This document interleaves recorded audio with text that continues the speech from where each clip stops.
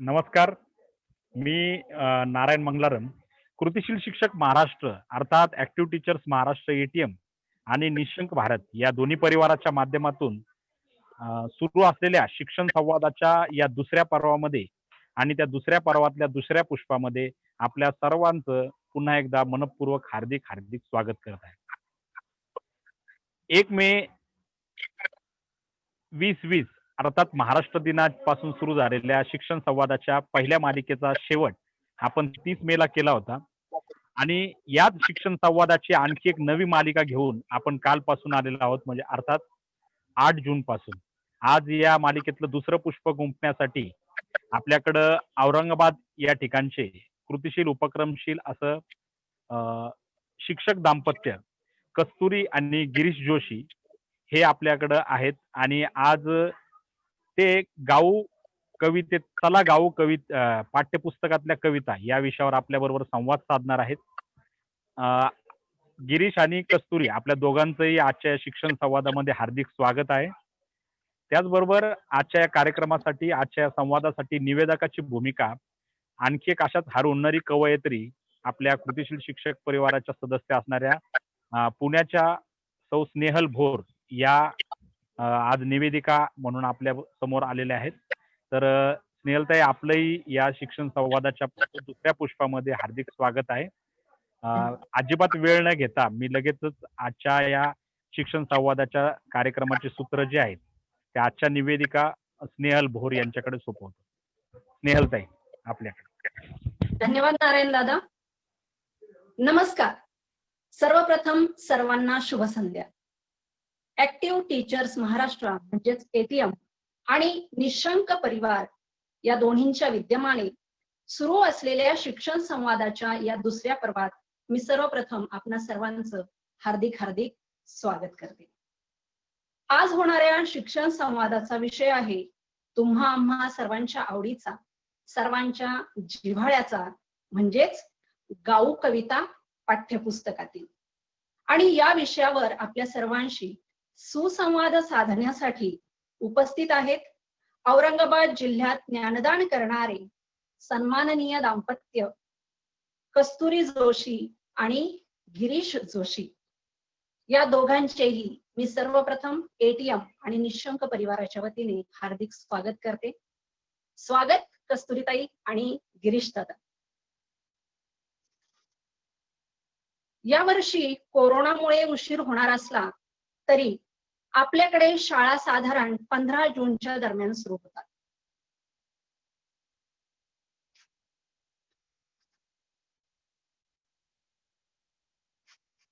आवाज येतोय माझा? दादा, माझा आवाज येतोय? माझा आवाज येतोय दादा? हो, आता मला दिसतंय. येतोय आवाज येतोय. ओके, काही प्रॉब्लेम नाही.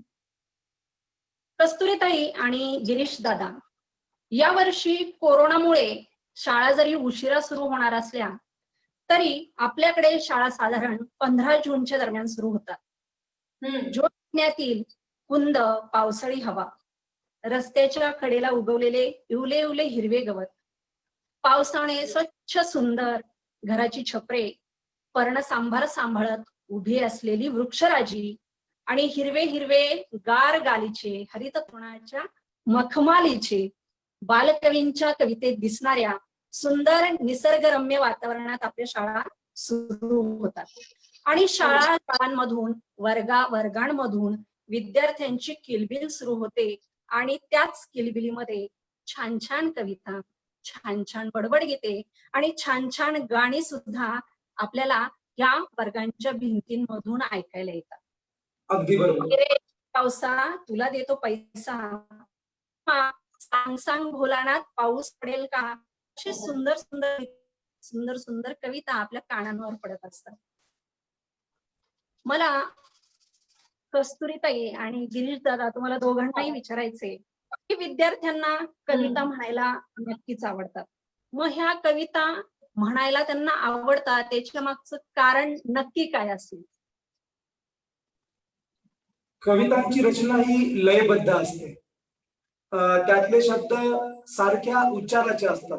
ज्याला आपण यमक म्हणतो किंवा राईम्स म्हणतो, रिदमिक. त्यामुळे लयात्मकता असल्यामुळे त्या म्हणायला छान वाटतात आणि लवकर पाठही होतात, म्हणून त्या मुलांना आपल्याशा वाटतात. आणि सगळ्यात महत्वाचं की त्यांना आनंद देऊन जातात. लहान मुलांना शब्दांपेक्षाही आनंद फार महत्वाचा असतो आणि तो आनंद कशाला ते शोधण्याचा प्रयत्न करतात आणि जिथे तो आनंद मिळेल तिथे ते रमतात. आपलं काम फक्त एवढंच आहे की त्यांना शाळेपर्यंत आणायचं आणि आपल्या वर्गामध्ये रमवायचं, शाळेमध्ये रमवायचं. तर त्याची सुरुवात मला वाटतं कुठेतरी गाण्यांपासूनच होत असावी. अगदी खरंय. विद्यार्थ्यांना शाळेकडे वळवण्याचं कविता मला वाटतं हे खूप छान माध्यम आहे. आणि अजून मला असं वाटतं की कविता आवडण्याचं महत्वाचं कारण असावं की कविता जेव्हा म्हणतो तेव्हा आपोआप आपले पाय ठेका धरायला असतात आणि गाण्याबरोबरच नृत्य करायला मिळतं आणि म्हणून कदाचित मुला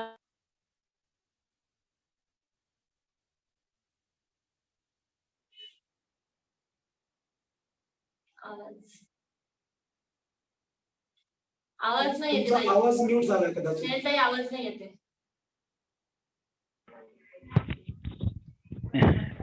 हॅलो स्नेहल ताई, हॅलो.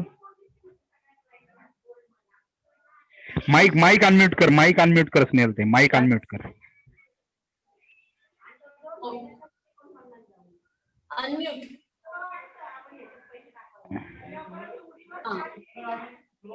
तुम्हाला आवडणारी एखादी छानशी कविता कस्तुरीताई आणि गिरीश दादा.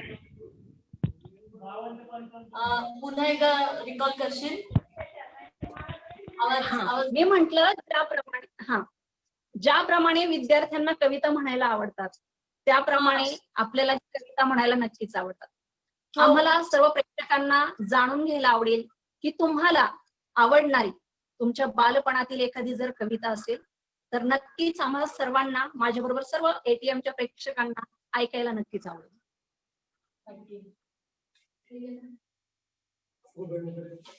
बालपणाची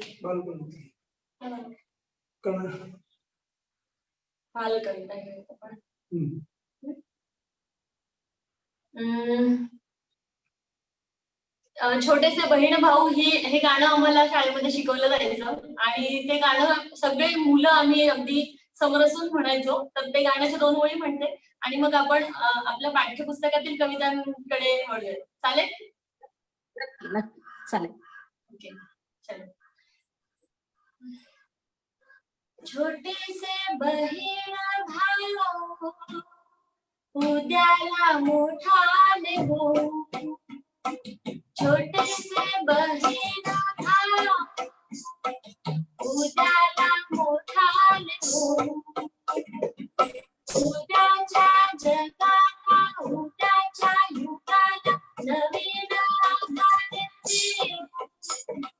उद्याला मोठाले हो, छोटे से बहीण भाऊ उद्याला मोठाले हो.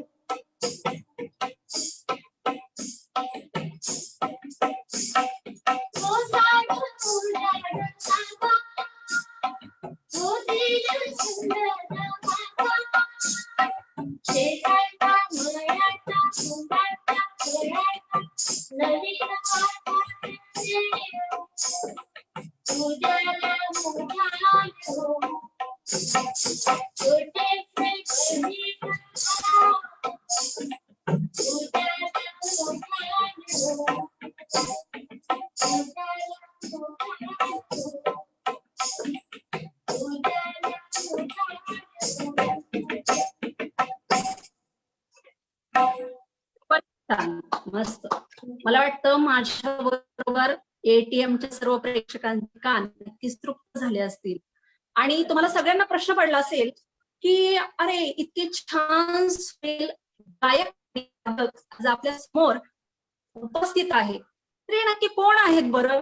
नक्कीच मलाही तुम्हाला सांगायला आवडेल की जर बदल घडवायचे असतील तर यार बदला, जर बदल घडवायचे असतील तर यार बदला, येथल्या भाकड कथांचे सार बदला, असं म्हणत गझल प्रांतात स्वतःचा वेगळा ठसा उमटवणारे काव्य कस्तुरी काव्य संग्रहकार, कवयित्री शांता शेळके साहित्य गौरव 2019 पुरस्कार प्राप्त, अनेक वृत्तपत्रांनी ज्यांच्या साहित्याची दखल घेतलेली आहे असे MA मराठी सोबतच उत्कृष्ट तबलावादक असणारे, ध्यास गझल साहित्य समूहाचे संस्थापक अध्यक्ष असणारे आणि सध्या Holy cross English high school Aurangabad येथे जवळजवळ गेल्या 10 वर्षांपासून ज्ञानदान करणारे आणि एवढी मजल जी मारलेली आहे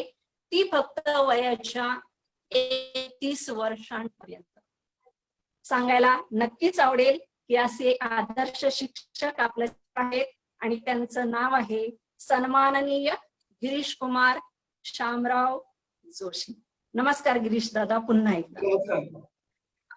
त्यांना तितकीच दमदार सोबत करणारी, नाद फाउंडेशनचा मानाचा यशस्वीता पुरस्कार प्राप्त करणारी, मानसशास्त्रात यशवंतराव चव्हाण मुक्त विद्यापीठाची सर्वप्रथम मानकरी असणारी, आकाशवाणीवरील काव्य वाचन कार्यक्रमात विशेष सहभाग नोंदवणारी, उपक्रमशील, विद्यार्थीप्रिय कवयित्री, उत्कृष्ट सूत्रसंचालक, त्याचबरोबर निवेदिका आणि नाट्य कलाकार असणारी, प्राथमिक शाळा आरज, जिल्हा औरंगाबाद येथे कार्यरत असणारी सहशिक्षिका,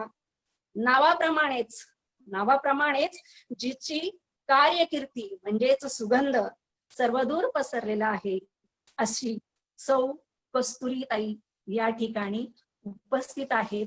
दोघांचेही पुन्हा एकदा मी हार्दिक स्वागत करते. नमस्कार. तुम्हाला विचारायला आवडेल की आत्ताच तुम्ही तुमच्या बालपणीची एक छानशी कविता आमच्या प्रेक्षकांना ऐकवली. मग आधीच्या पाठ्यक्रमातील कविता आणि आत्ताच्या पाठ्यक्रमातील कविता ह्या दोन्ही कवितांमध्ये तुम्हाला कोणता बदल जाणवतो? काही वर्षांपूर्वीच्या अभ्यासक्रमांमध्ये ज्या कविता असायच्या त्यामध्ये जास्त वर्णन निसर्गाचं असायचं, गावाकडच्या भूमीचं असायचं, शेतीमातीतल्या गोष्टी असायच्या. मात्र आता आधुनिकीकरण होत आहे, त्यामुळे आता मोबाईलच्या संदर्भातल्या असतील किंवा प्रदूषणाच्या संदर्भातल्या असतील, अंतराळाच्या संदर्भातल्या असतील, अशा नवनवीन कल्पना कवितांमध्ये येत आहेत. दोन्हींचा समन्वय साधण्याचा प्रयत्न आजच्या या शिक्षण पद्धतीमध्ये होत आहे असं म्हणता येईल. आणि मागचं म्हणजे जुनं ते सोनं आपण म्हणतोच, तर त्यासोबतच नाविन्याची कास सुद्धा आजच्या पाठ्यपुस्तकाने अभ्यासक्रमाने धरलेली आहे असं आम्हाला वाटतं. म्हणजे दोन्हींचा लहेजा वेगवेगळा आहे, परंतु दोन्ही कालखंडातील गोष्टी, कविता खूप चांगल्या आहेत आणि सर्वांना आवडतात.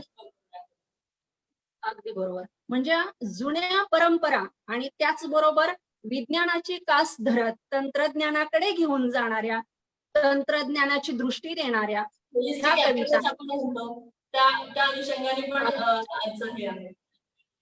अगदी बरोबर. आणि हा अशा कवितांचा संगम ह्या अभ्यासक्रमात आपल्याला झालेला दिसतो. मग या अनुषंगाने आपल्याला कुठल्या कविता आज आमच्या प्रेक्षकांना ऐकवायला आवडतील? नक्कीच. सुरुवातीला मला असं वाटतं की आपण मराठी शाळांमध्ये शिकवतो, शिकलेलो आहोत आणि मराठी असते आमची मायभूमी, तर आपण मराठीपासूनच सुरुवात करूया. आणि जननी जन्मभूमी स्वर्गादपी गरी अशी म्हणताना मायभूमी आणि जन्मभूमीला तर आपण विसरत नाही, आपल्या आईला विसरत नाही, पण आपल्या मातृभाषेलाही विसरून चालणार नाही. संत ज्ञानेश्वर म्हटलेच आहेत की माझ्या मराठीची किती वर्णावी कौतुके, अमृतसंगीही पैजाजी. बरोबर. तर इयत्ता 7वीची कविता आहे मराठीची, माझी मराठी या कवितेचं शीर्षक आहे ही कविता. आणि ह्या कवितेला एक चाल अशा पद्धतीची आहे, म्हणजे प्रयत्न असा आहे माझा की ओवी आपण पूर्वापार ऐकत आलेलो आहोत आणि आज आपण एवढा छान कार्यक्रम आयोजित केलाय, तर मग पारंपरिक त्याचं बोट धरून आपण चालायला शिकलेलो आहोत, तर ओवी पासून सुरुवात करायला काहीच हरकत नाही. तेव्हा ओवीच्या चालीमध्ये आधी कविता सादर करतो.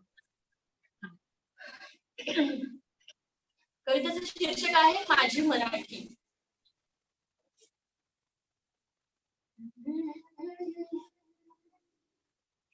माझी भाषा माझी आई, माझी भाषा माझी आई, अर्ध भावना नदी, तिच्या रहावे ओलळे उतरली. माझी भाषा माझी आई, माझी भाषा माझी आई, अर्ध भावना नदी, तिच्या रहावे ओलळे उतरली. तिच्या एकेका शब्दाला, तिच्या एकेका शब्दाला रत्नांच्या नाचे बोला. कधी दप्तरा परी,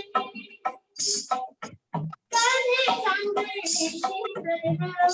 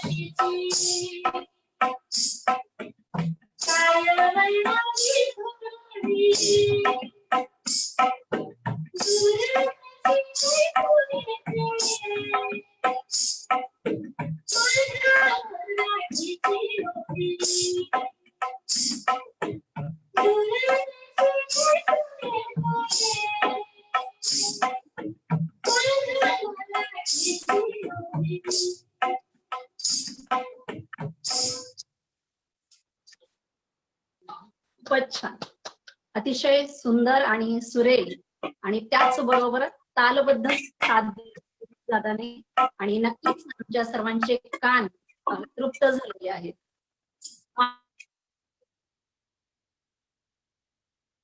मातीचा तिच्या स्पर्शाने जागल्या दरी खोऱ्यातील शिला. नक्कीच सर्वजण या आपल्या गीताने, आपल्या ह्या कवितेने नक्कीच कान त्यांचे जागे झालेले असतील आणि सर्वजण हा कार्यक्रम अतिशय आनंद घेत पाहत असतील, यात शंकाच नाही. ताई, याच बरोबर तुम्हाला अजून कुठली कविता या दृष्टीने सांगावीशी वाटेल किंवा म्हणावीशी वाटेल या ठिकाणी?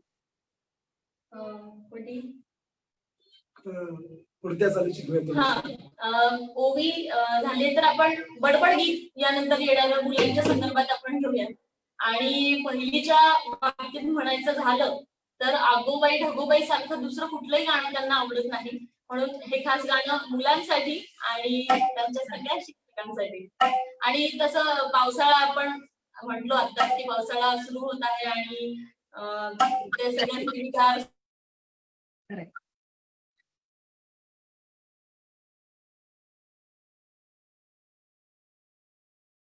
आवाज नाहीये कस्तुरीताई? येतोय आवाज? हो, आता येतोय. ओके. आगोबाई ढगोबाई सांगत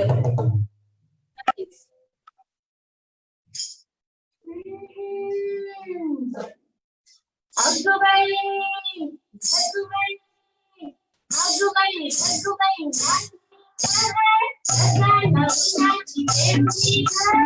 आगोबाई ढगोबाई नाचनी है,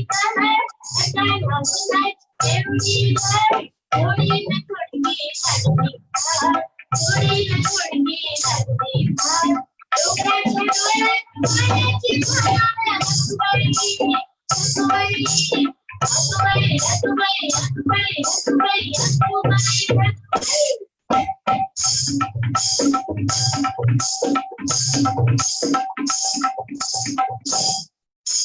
वारा वारा गाणे देना सो सो सो, डोले डोले सजाते झुमझुम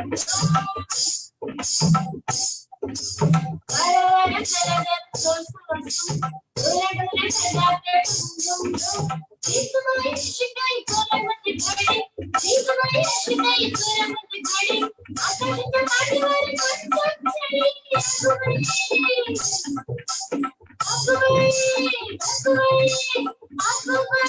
पंचम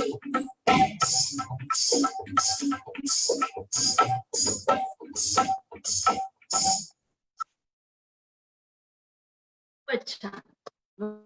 आणि मला वाटतं आपल्या तालामुळे त्या कवितेला जी साथ मिळालेली आहे आणि त्या कवितेचा जो प्रभाव आहे तो नक्कीच वाढेल. मला सांगायला आवडेल कस्तुरीताई आणि गिरीश दादा, आमच्या चित्रकला शाळेमध्ये जेव्हा पहिलीची मुलं ही कविता म्हणतात, इतका प्रचंड आनंद त्यांना होत असतो, त्यांचा चेहरा उत्साहाने फुललेला असतो आणि एवढाच नव्हे तर त्यांचे हात आणि पाय, मला वाटतं आता सुद्धा माझ्यासोबत प्रत्येक जण कुठंतरी त्यांची मान मलाही माझी मुलं खरंय. आवाज येत नाहीये ताई, कस्तुरीताई आवाज येत नाही.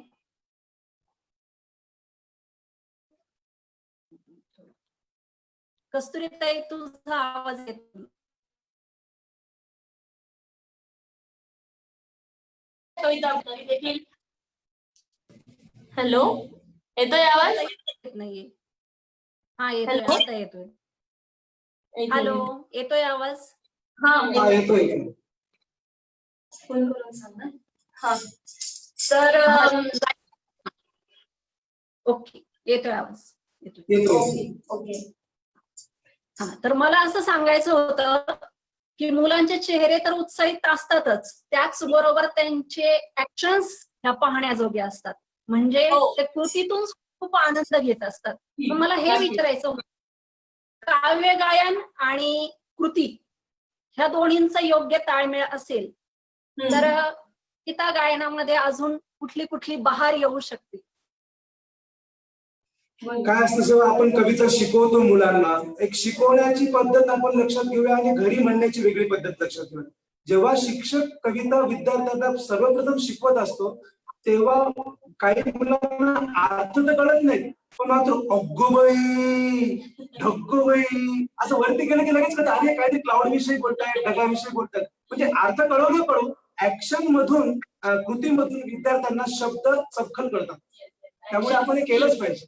Action speaks the louder than the words आपण म्हणतो. किंवा छोटेसे बहीण भाऊ उद्याला मोठ, या ऍक्शन सर्व काही सांगून जातात.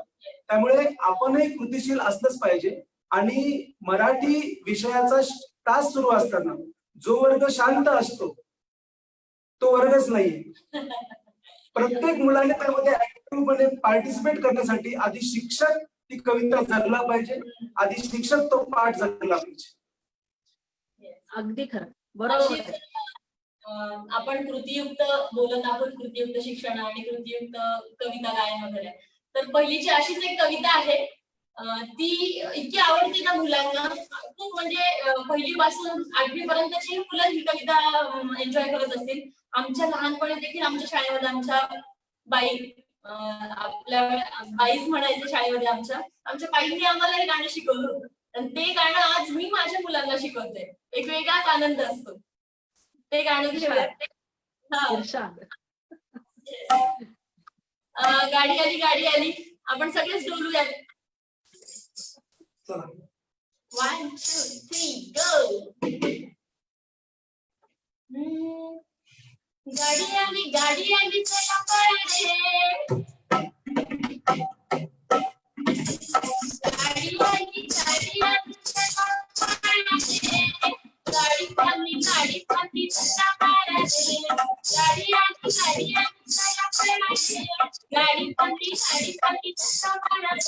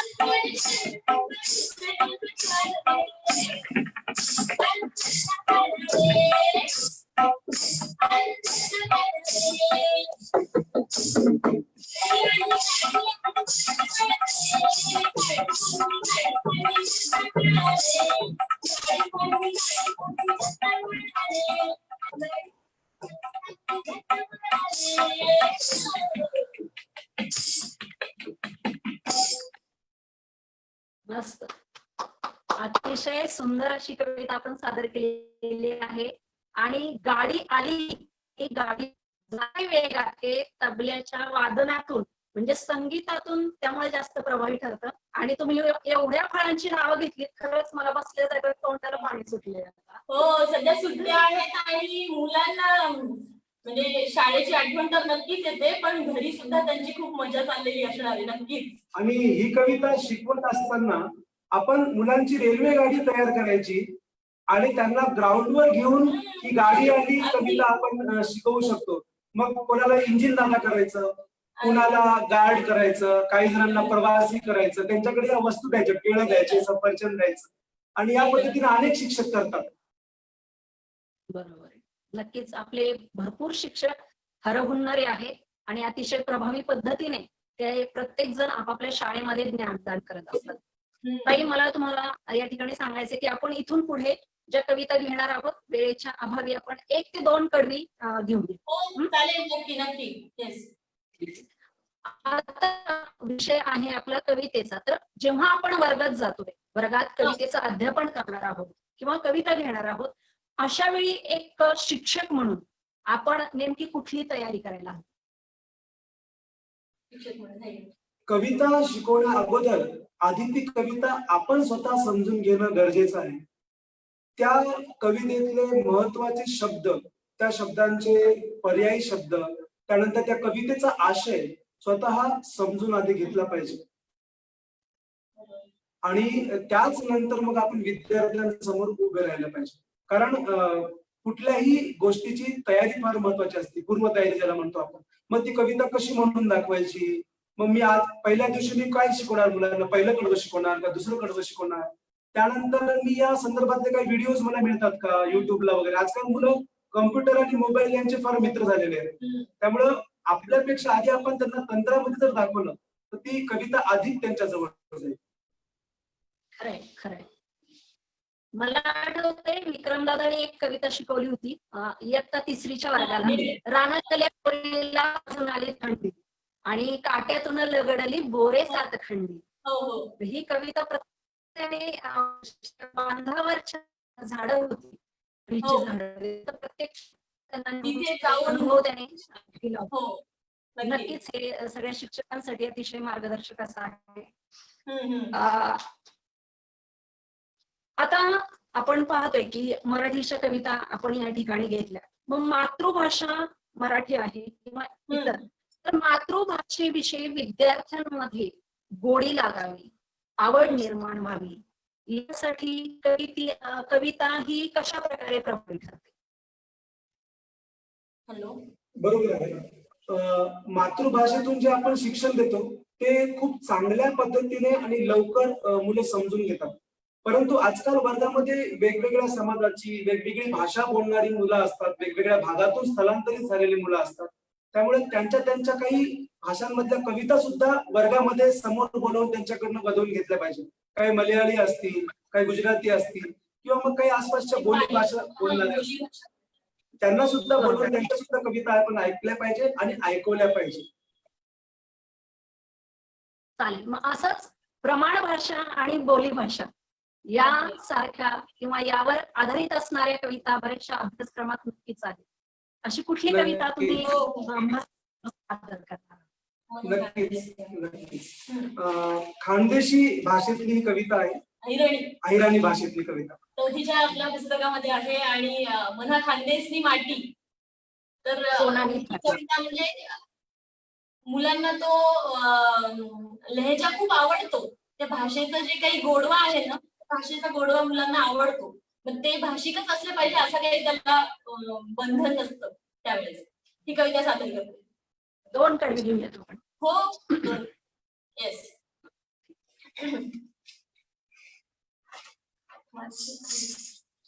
मना खानदेशनी माटी हो, मना खानदेशनी माटी सोन्यानी माटी नागीसाठी घाल ऐरणी नागी मना खानदेशनी माटी, मना खानदेशनी माटी सोन्यासाठी मना खानदेशनी माटी सोन्यासाठी काय माय करू मना खानदेशनी माटी, मना खानदेशनी माटी, मना खानदेशनी माटी.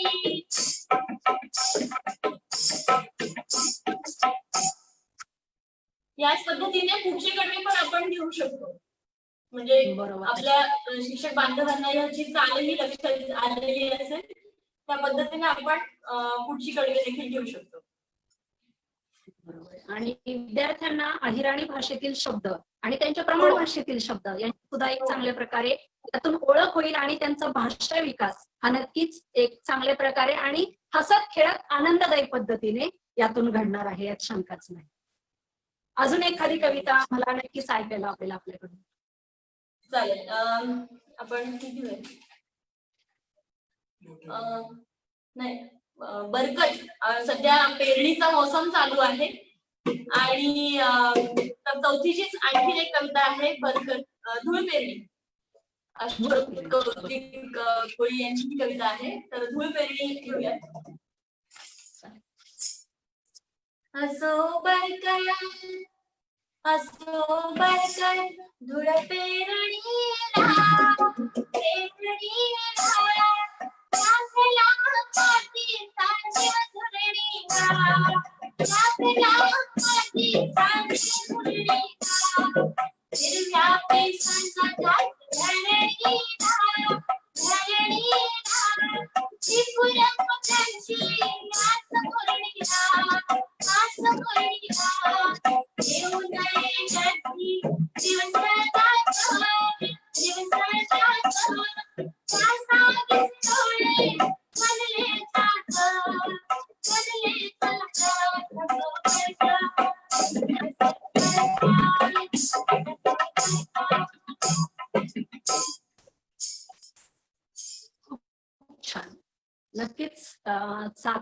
पक्षी वाट पाहत असतो आणि जेव्हा पावसाचे टपोरे थेंब मातीवर सांडतात, सुंदर असा मृदगंध त्यातून निघतो आणि शेतकरी अन्नधान्य पेरणीसाठी शेतामध्ये औत काठी घेऊन जातात आणि हे दृश्य खरंच अगदी नयनमनोहर असतं. आता ह्या ज्या कवितेची आपण ही जी चाल लावलेली होती, ही चाल तुम्ही कशा प्रकारे लावली, कुठल्या पद्धतीने लावली?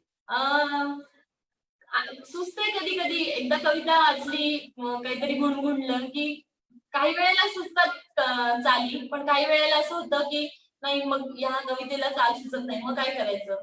मुलांपर्यंत तर ती चांगली पोहोचवायची आहे, त्यांच्या तोंडात ती शब्द जर गुणगुणायला लागले ते, तर त्यातच सगळं आलं आपल्या कवितेचं फलित. मग कधी पिक्चरच्या गाण्याच्या चाली सुद्धा आपोआप लागल्या जातात आणि मुलं एन्जॉय करतात ते पण असं, त्यांनाही आवडतं ते सगळं. आणि मुळात संगीताची आवड असल्यामुळं आणि घरात असं वातावरण असल्यामुळं खरोखर काही ना काही सुचत असतं. बऱ्याचशा चाली आम्ही इतरांच्याही वापरतो, काही स्वतःच्या असतात, काही मूवीजच्या, हिंदी मराठी चित्रपटांच्या, काही ऍडव्हर्टाईजच्या चाली सुद्धा आम्ही वापरतो त्याच्यामध्ये. आणि ज्या मुलांना खूप लवकर रुळतात आणि घरी गेल्यावर सुद्धा दिवसभर त्यांचं तेच चालू असतं. पालकांचे फोन येतात, आई सर हे तुम्ही काय शिकवलं, दिवसभर हेच म्हणतं म्हणे मुलगा. आणि हे आपलं त्या ठिकाणी आपण काहीतरी मिळवतो त्या ठिकाणी. यश आहे, बरोबर आहे. मग अशा ज्या श्रवणीय चाली आहेत, म्हणजे विद्यार्थ्यांना तर आवडतातच आणि त्याबरोबर आपल्यालाही आवडतात, त्या अशा चालीवरची एखादी कविता नक्कीच आम्हाला प्रेक्षकांना ऐकायला आवडेल. नक्कीच. चाल तुम्ही ओळखा, सोपी चाल आहे अगदी, कविता काजवीची आहे, माय मराठी. माय मराठी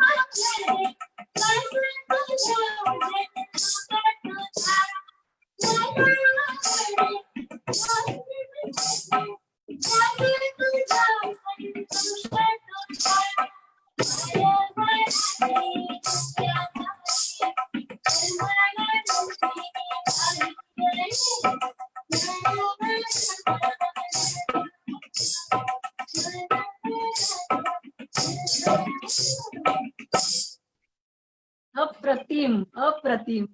खरं तर मला टेन्शन आलं होतं बरं का, या कवितेची चाल कुठल्या गाण्यावर आहे ते ओळखता येतंय की नाही, पण जसं जसं ऐकत गेले आणि टिकटिक वाजत डोक्यात, बरोबर ना.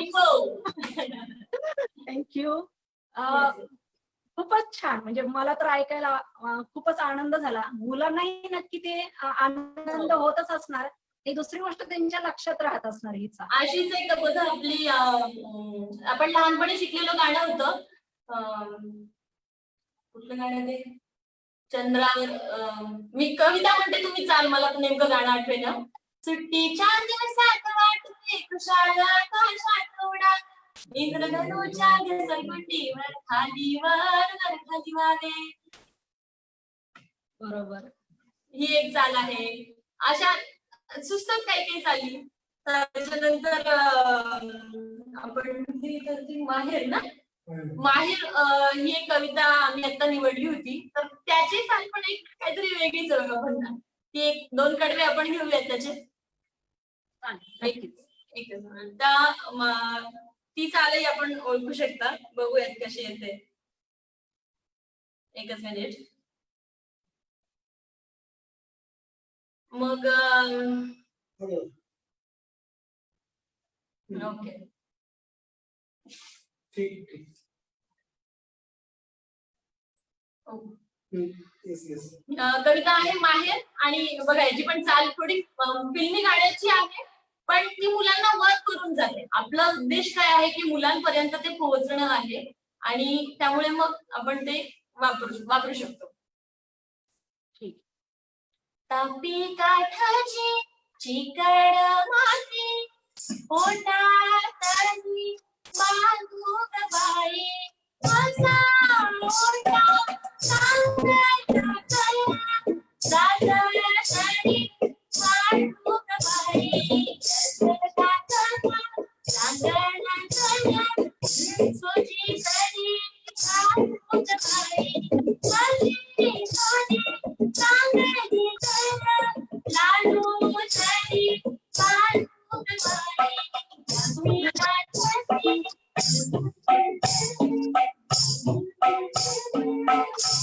आता मुळात हे गाणं हिंदी चित्रपटातलं आहे. कुछ तुम बोलो कुछ हम बोले और खुशी का मौसम आए. कुठलं तरी अनिल कपूरचं गाणं आहे, पण ते आठवलं चपकन बसलं या ठिकाणी. मुलांना गाणं कोणतं याच्याशी अर्थ नसतो, काही संबंध नसतो, त्यांना ते आवडलं की नाही हे फार महत्वाचं असतं.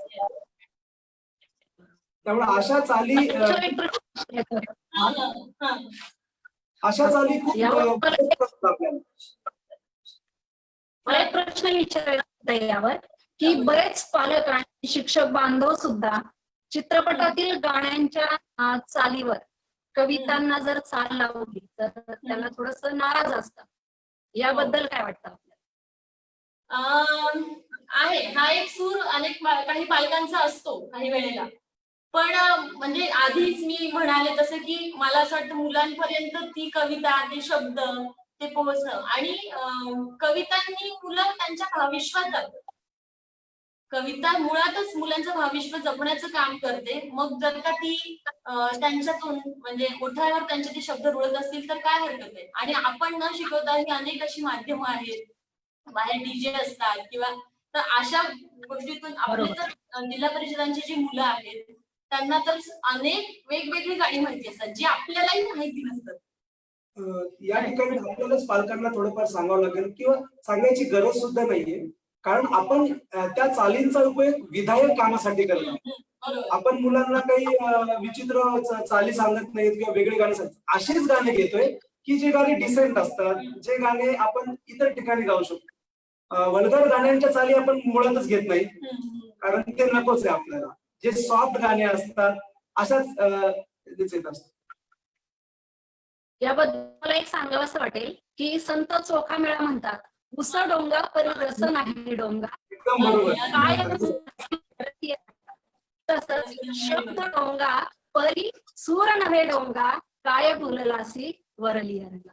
खरंच म्हणजे सूर जर चांगले असतील, ताल जर चांगला असेल आणि ह्याचा अजून पुढे जाऊन जर आपण विचार केला तर कदाचित यातून कुणी गायक निर्माण होईल. आपण दिलेल्या ठेक्यामध्ये, आणि मुलं ठेका धरतात. आपल्या आधीच मुलांचं बडवणं चालू असतं, त्याच्यातून आपण ठेका शोधायचं असतं. आणि एक अनुभव असा आहे की आपले सर वेगवेगळ्या चाली लावतात हे पाहून काही क्रिएटिव्ह मुलं स्वतःची चाल घेऊन येतात दुसऱ्या दिवशी. सर बघा बरं मी ही चाल लावली, या गाण्याची जमती का बघा बरं एका ठिकाणी. स्वतःहून त्यांची क्रिएटिव्हिटी किंवा त्यांची जी काही शक्ती असते चांगलं चांगलं नवनिर्माण करण्याची, ती सुद्धा जागृत होते या गोष्टी. अगदी खरंय, अगदी खरंय. मला आठवतंय की साधारण मी 10वीला असताना कुसुमाग्रजांची एक कविता होती, कणा. ओळखलत का सर मला पावसात आला. तर ही जी कविता होती ती आम्हाला ज्या मॅडम शिकवायच्या, खूप सुंदर आवाज होता त्यांचा सुद्धा, तर त्या मॅडमनी ही कविता आम्हाला कधी चालीत शिकवली नाही, म्हणजे चाल लावलीच नाही त्याला. परंतु त्यांची जी बोलण्याची पद्धत होती, शब्द, ती एवढी प्रभावी होती की ती कविता आमच्या अगदी काय म्हणतात नसा नसात अजून भिनलेली आहे. आणि इतकी प्रेरणादायी कविता की म्हणजे कुणीही विसरू शकत नाही आयुष्यभर. जगण्याला एक दिशा देणारी, एक बळ देणारी अशी ही प्रेरणादायी कविता. तर मला वाटतं की दरवेळी चाल आवश्यक आहे का कवितेला? नाही. प्रभावी कवितांसाठी किंवा काही कवितांसाठी चाल असावी असं काहीच नाहीये. काही मुक्त छंदातल्या कविता असतील किंवा काही छंदातल्या कविता असतील, पण त्यातले शब्दच इतके प्रभावी असतात, ते आपण योग्य पद्धतीने विद्यार्थ्यांसमोर सादर केले तर मला नाही वाटत की चाल लावायची गरज असेल. बरोबर आहे. आणि आता विषय झाला की प्रेरणादायी कविता. हो. पाठीवरती हात ठेवून फक्त लढ नुसतं म्हणा. लढ. म्हणजे जी एक आतून तुम्ही येते आणि अंगावर शहारा येतो ह्या वाक्यानंतर, असा शहारा आणणारी प्रेरणादायी कविता सध्याच्या अभ्यासक्रमात जर कोणती असेल तर ती नक्कीच मला आणि माझ्याबरोबर सर्व प्रेक्षकांना ऐकायला आवडेल. प्लीज. नक्की. अशा अनेक कविता आहेत. काही ज्या आपण छोट्या वर्गांचा जर विचार केला तर मला आवडणाऱ्या संदर्भात बोलते मी. तिसरीची दोस्त ही कविता आहे बघा. तर ती कविता इतकी सुंदर आहे ना. माझी माझी एक गाय होती, तिला होते वासरू, तोच माझा दोस्त, त्याला कसं विसरू. सोपे शब्द आहेत, अगदी सोपे, पण त्याच्यातला अर्थ खूप छान आहे आणि मुलं खूप समरस होतात. त्यानंतर सातवीला आणखी कविता आहे गुरु ठाकूरांची. असे जगावे दुनियेमध्ये आव्हानाला घालून असतं, नजर रोखीने नजरेमध्ये आयुष्याला द्यावे उत्तर. तर ही एक कविता खरंच खूप प्रेरणादायी आहे आपल्या सगळ्यांसाठीच. नक्कीच नक्कीच. आणि आपण आता जी बोललो की कवितेला चाल असावीच असं नाहीये, तर त्या अनुषंगाने ही कविता मला सांगायची वाटते की ही कविता जेव्हा आपण समजा नको गुलामी नक्षत्रांची भीती आंधळी ताऱ्यांची, नको गुलामी नक्षत्रांची भीती आंधळी ताऱ्यांची, आयुष्याला भिडताना ही चैन करावी स्वप्नांची. असे दांडगी इच्छा ज्याची मार्ग तयाला मिळती सत्तर. असे दांडगी इच्छा ज्याची मार्ग तयाला मिळती सत्तर, नजर रोखुनी नजरेमध्ये आयुष्याला द्यावे. अशा पद्धतीने पण आपण शिक्षकांचं ते कौशल्यच आहे. आणि तसं म्हणत आम्ही खूप लहान आहोत, आमच्या अनेक असे वडील बंधू शिक्षक आहेत, भगिनी आहेत की जे खूप वेगवेगळ्या पद्धतीने हे सगळं सादर करतात आपल्या वर्गामध्ये, जीव ओतून सगळं मुलांमध्ये समरस होतात. आताच कसं तू म्हंटली की तुम्ही लहान आहात. मी मगाशीच सांगितलं परिचय देताना की गिरीश दादा वय फक्त 31 वर्ष आणि तूही त्याच्यापेक्षा लहान. एवढ्या लहान वयात तुम्ही दोघांनी हा जो कविता संगीत यामध्ये जो प्रवास केलेला आहे किंवा साहित्य क्षेत्रातला गिरीश दादाचा प्रवास असेल, सूत्रसंचलनातला तुझा प्रवास असेल आणि एक आदर्श शिक्षक म्हणून तुम्ही एवढं प्रभावी काम करत आहात. कुठून प्रेरणा मिळते एवढी? याच्या मागे एखादी कविता आहे का? नक्कीच. आपल्याला जो भोवताल मिळत असतो, जी संगत लाभत असते, त्यावरून आपलं भविष्य ठरतं. जे म्हणतात ते काही खोटं नाहीये.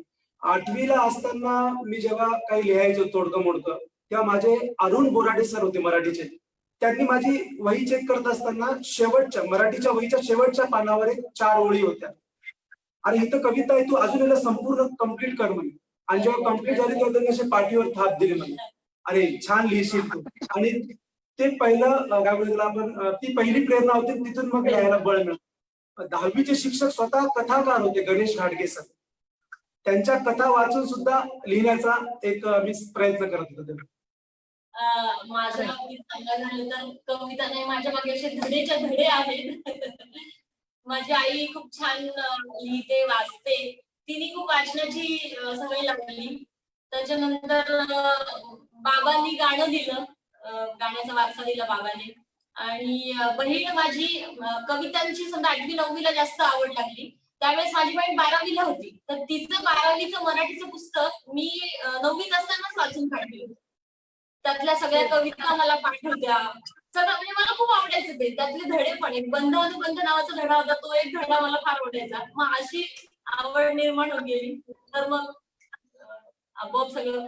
आणि जिल्हा परिषद मध्ये काम करत असताना अनेक प्रकारचे अनुभव आले, खूप खूप अनुभव आले. आणि त्या अनुभवांनी मुलांच्या प्रेमाने, गावकऱ्यांच्या प्रेमाने खूप काही दिलं. त्यातून कधी कधी शब्दच फुटतात.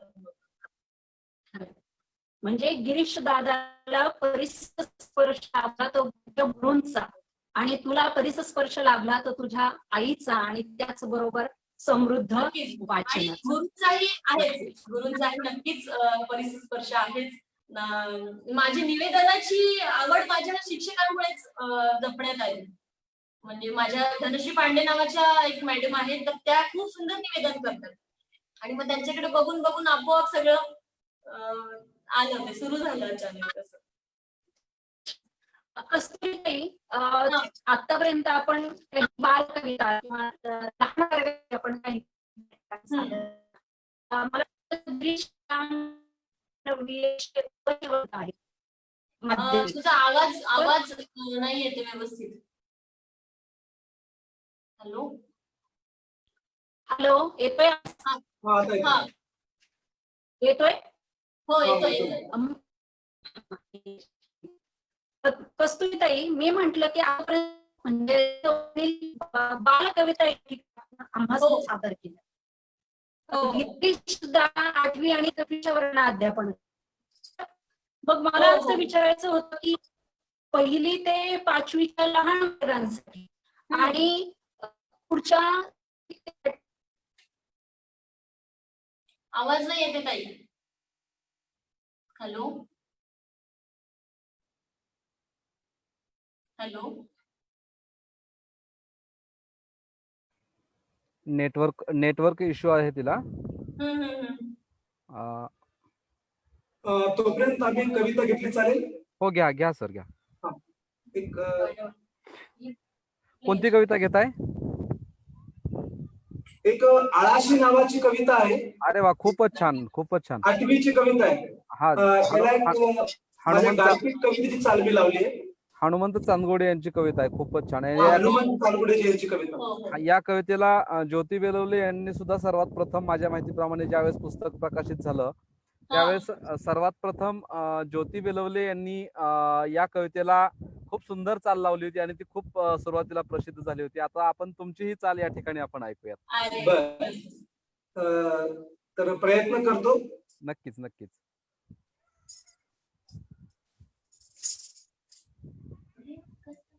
बा अनवाणी पायाचा ठसा मातीत उठतो.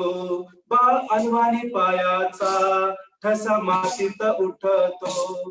फाळावरल्या घामाचा पाना नभाला फुटतो. नभ पाणी पाणी होतो, माती चिखल होतीया. कुणब्याच्या जीवनाची मग उकल होतीया. भेगाळल्या भुईकड बाप पाहून फाटतो. पाळावरल्या घामाचा पाना नभाला फुटतो. भाळावरल्या घामाचा पाना नभाला फुटतो. हाता पायाला चिखल बाप घामामध्ये ओला. हाता पायाला चिखल बाप घामामध्ये ओला. पीक पाहून शिवारी हवा पाखरांचा आला. बाप आरोळी मारता ताना रडत उठतो. भाळावरल्या घामाचा पाना नभाला फुटतो. भाळावरल्या घामाचा पाना नभाला फुटतो. बाप रगात होऊन रोज पाटातून नाचो. मग कणसाचा जन्म तेव्हा ताटातून होतो. दाणे कणसाला येता बाप हुरडा वाटतो. भाळावरल्या घामाचा पाना नभाला फुटतो.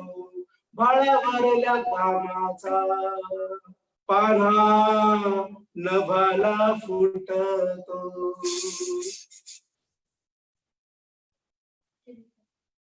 आवाज येतोय?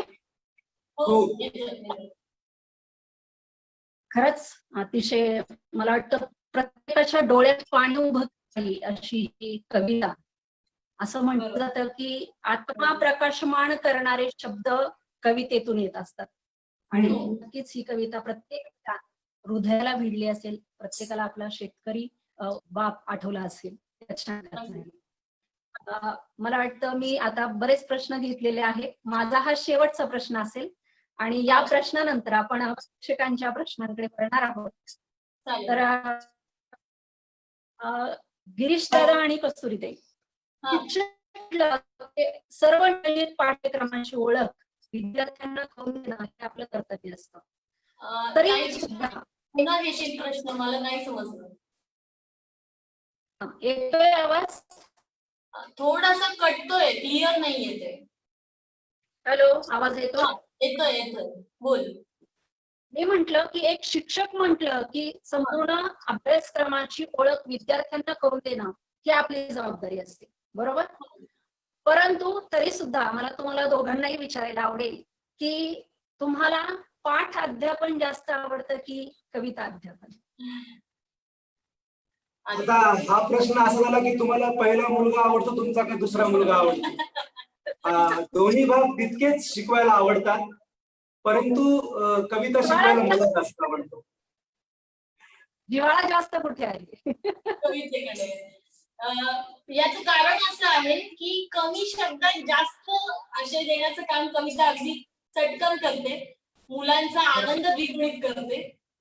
पाठाच्या बाबतीत कसं होतं की मुलांना कधी समजतोय, काही काही पाठांच्या बाबतीत असं होतं, पण ते जर आपण म्हणजे इनोव्हेटिव्हली सादर केले, शिकवले, समजा नाट्यकरण घेतलं किंवा त्यांच्याकडनं वाचन घेतलं, तर पाठाच्या बाबतीतही हा आनंद आपल्याला टिकवून ठेवता येतो नक्कीच. तुम्हाला गंमत वाटेल, पण माझा 3-4 पानाचा पाठ सुद्धा लवकर होतो, पण माझी कविता 1 पानाची लवकर होत नाही. कविता शिकवायला 3-4 दिवस लागतात, पण पाठ शिकवायला लवकर होतो. कारण असं नाही की पाठ चांगल्या पद्धतीने होत नाही, चांगलाच होतो, पण कविता शिकवताना वेगवेगळे पैलू उलगडून दाखवणे, वेगवेगळ्या चाली लावून दाखवणे आणि त्यांच्याकडनं ती कविता म्हणून घेणे, या सगळ्या गोष्टींचा समावेश त्यात असतो. आणखी एक जस्ट आठवलं मला की कवितेमध्ये काय, समजा एक ओळ एक अर्थ सांगते, तर दुसरीला तोच अर्थ वेगळा पण असू शकतो, दुसऱ्याचा विचार करण्याचा. पण पाठाची एक कथा असते, त्या कथेचा लेखकाला जो अर्थ सांगायचा आहे, आपण तो रिलेट करतो आपल्या रोजच्या जीवनाशी पाठ सुद्धा.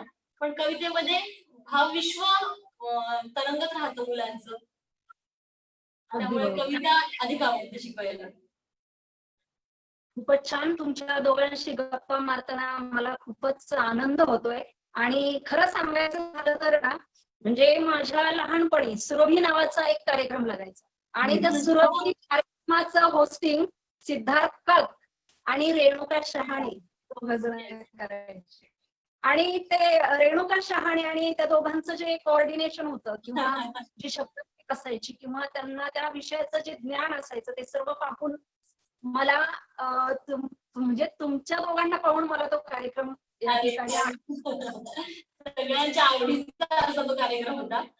मला असं वाटतं, हा, तुझा आवाज आणि गिरीश दादाचं तबला वादन याच्यामुळे आताची खूप सुरमयी झालेली आहे आणि सर्वच्या मनात सुद्धा आता तुमच्या दोघांविषयी आणि त्याचबरोबर कवितेविषयी चांगली आवड निर्माण झालेली असेल.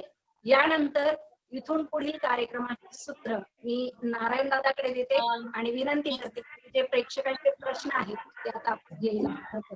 नक्कीच नक्कीच.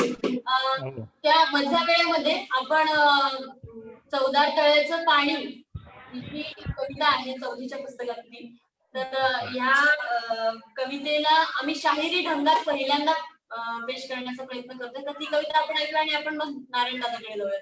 क्या बात आहे. नक्की नक्की आम्हाला आवडेल, सगळ्यांनाच आवडेल ऐकायला. साधं अगदी फार काही अवघड वगैरे नाहीये, आपल्या सगळ्यांना जमेल असंच आहे, पण प्रयत्न करतो नवीन चाल देण्याचा. पारंपरिक या कवितेला आम्ही नव्या पद्धतीने सादर करतो. तर सादर करतोय 14 तळ्याचे पाणी.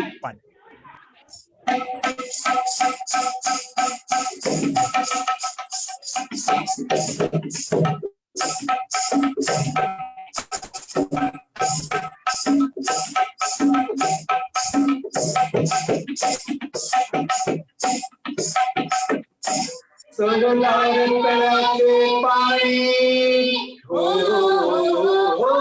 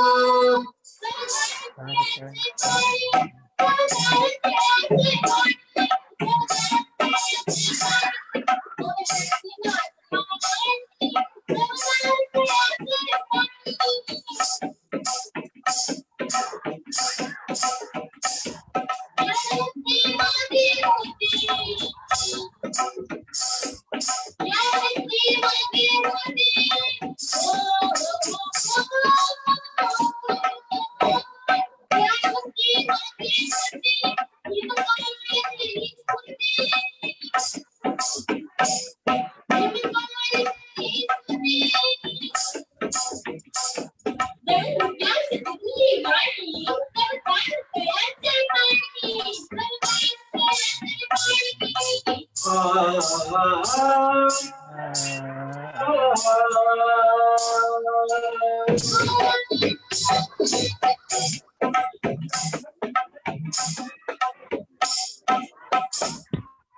क्या प्रयत्न बात होता. आहे. खूप खूप सुंदर आणि खरंच म्हणजे आमचा सुद्धा सूर लागला होता. आमचा घासा काय माझा गाळा घासा घासा किंवा आम्ही आमचं नरड म्हणू शकतो, पण तुमचा गाळा आहे खरंच. आणि तुमच्या गाळ्याबरोबर आम्ही आमचं सूर धरू शकत नाही.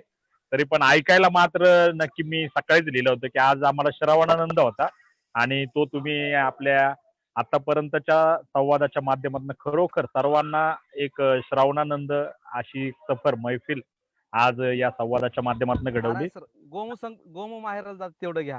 हो आणि हो मग घेऊ प्रश्न पाठवतो Yes, yes. चालतं चालतं. आपल्या मराठी कवितांचे वेगवेगळे स्वरूप आहेत, बरं बरं. हा वेगवेगळे प्रकार आहेत. त्यामध्ये हा. कोळीगीत हा फार महत्वाचा प्रकार आहे आपल्या संस्कृतीचा आणि आपल्या परंपरेचा. त्या बरोबर. कोळीगीत प्रकारात मोठी कविता आहे. नक्कीच नक्कीच एकदा होऊन जाऊ द्या. तशा आपल्याकडे खूप आज म्हणजे एवढ्या जणांच्या बऱ्याच फरमाईशी आलेल्या आहेत. पण आता राज्य संयोजकांची फरमाईश सगळ्यात आधी. Yes. बरं, आवाज क्लिअर येतो तबला? हो हो क्लिअर येतो ओके.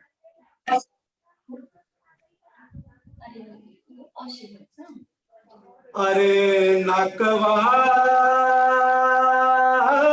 रे नाकवा, इकडे माहेरला जाते, कुठे जाते? माहेरला असं गो माहेरला जाते गो नातवा, गो माहेरला जाते गो नातवा, तिच्या गोपाला गोपाळ टाकवा, गो माहेरला जाते गो नातवा, तिच्या गोपाला गोपाळ टाकवा. जया जया हो जया जया हो.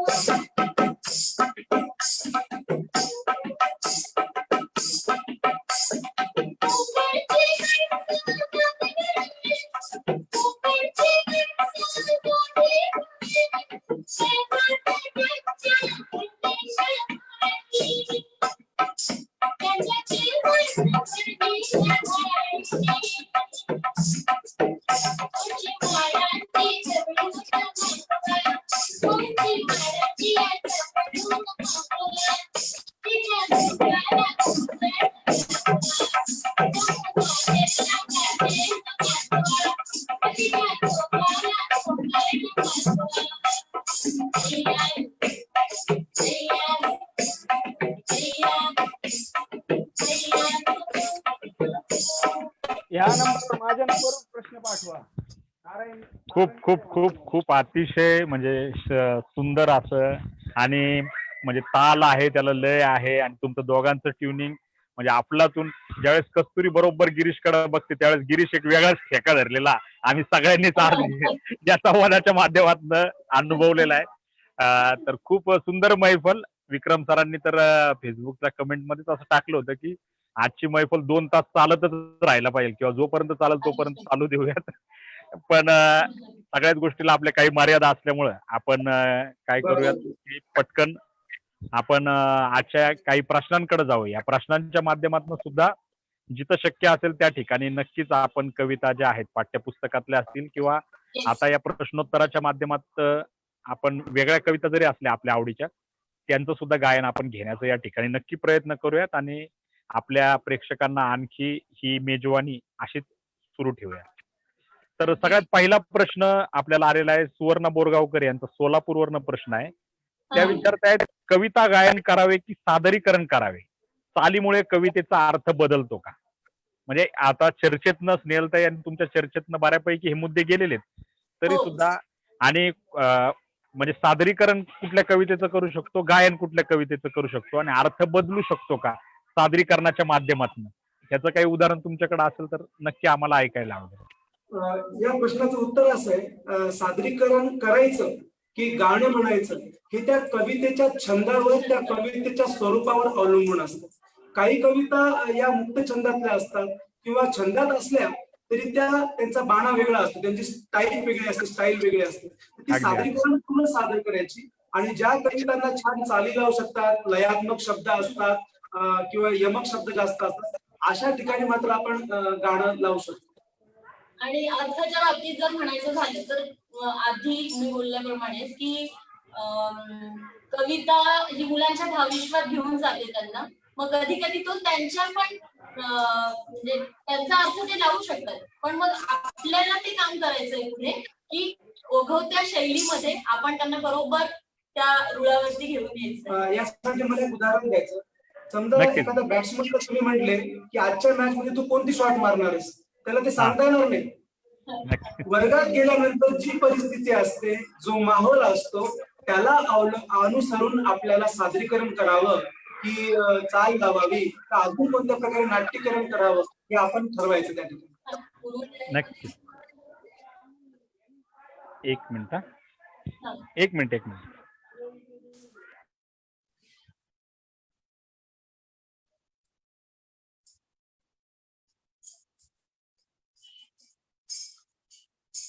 हॅलो.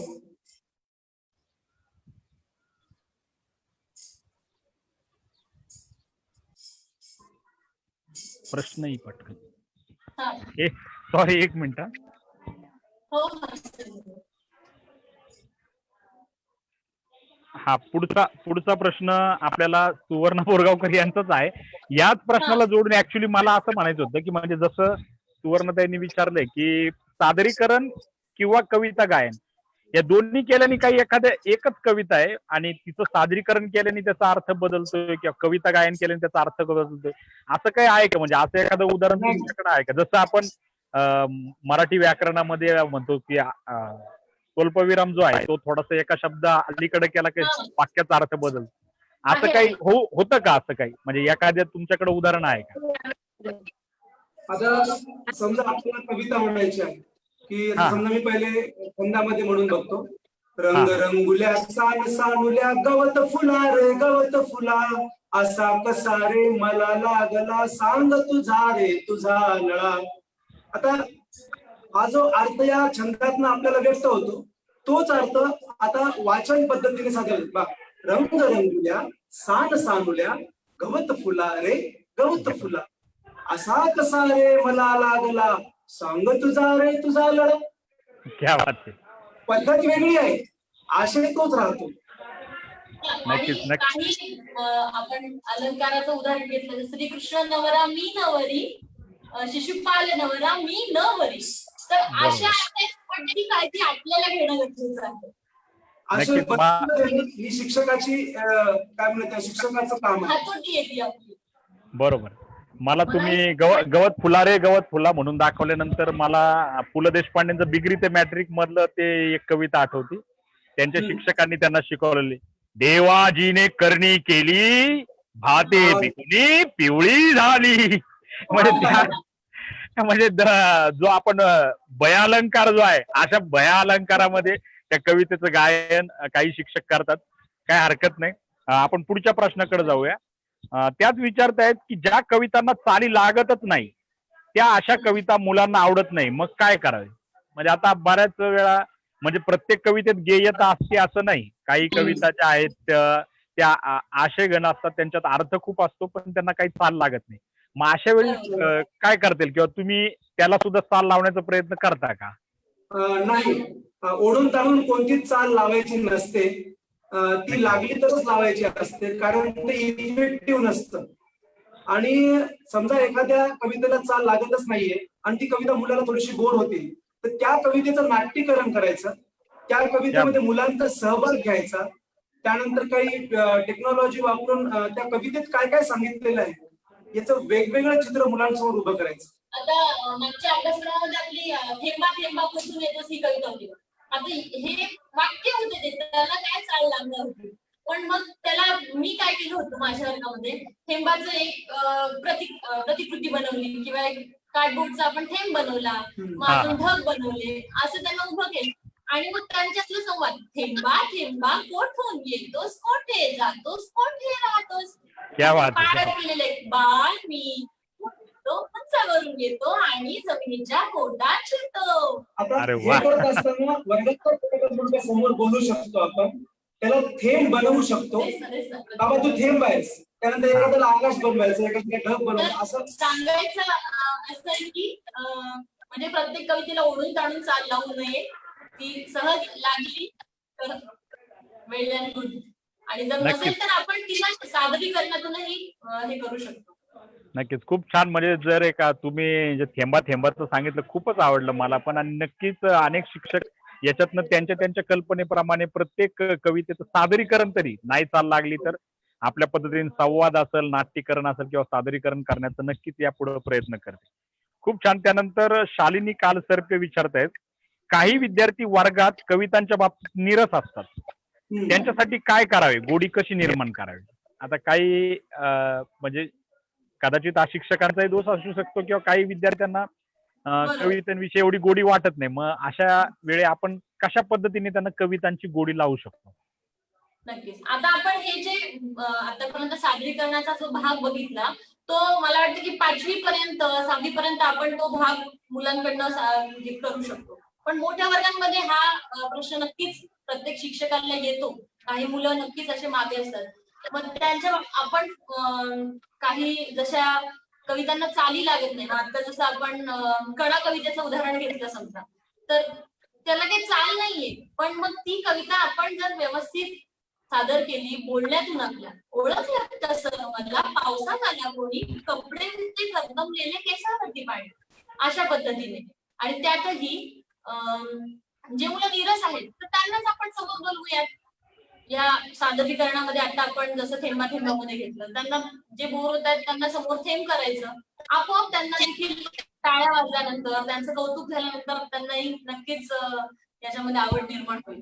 या ठिकाणी कविता गायन स्पर्धा सुद्धा आपण घेऊ शकतो, की इतर मुलं समोर जाऊन कविता सादर करतायत, त्यांना काही चॉकलेट वगैरे आपण देऊ शकतो. आणि जे नीरस मुलं आहेत त्यांना नंतरही वाटू शकतं की बाबा ही मुलं कसे काय समोर जात आहेत, मी सुद्धा गेलो पाहिजे. मग अशा मुलांना दुसऱ्या दिवशी आपण समोर बोलवू शकतो. आणि अशा पद्धतीने त्यांच्यामध्ये आपण या कवितांविषयी किंवा मराठी भाषेविषयी गोडी निर्माण करू शकतो. आपण तो सिल्वर कॉईनचा उपक्रम राबवतो बघा वर्गामध्ये. आवाज येतोय? हो, येतोय. सिल्वर कॉईनचा उपक्रम, तर असे उपक्रम खूप आपल्याला उपयोगी असतात.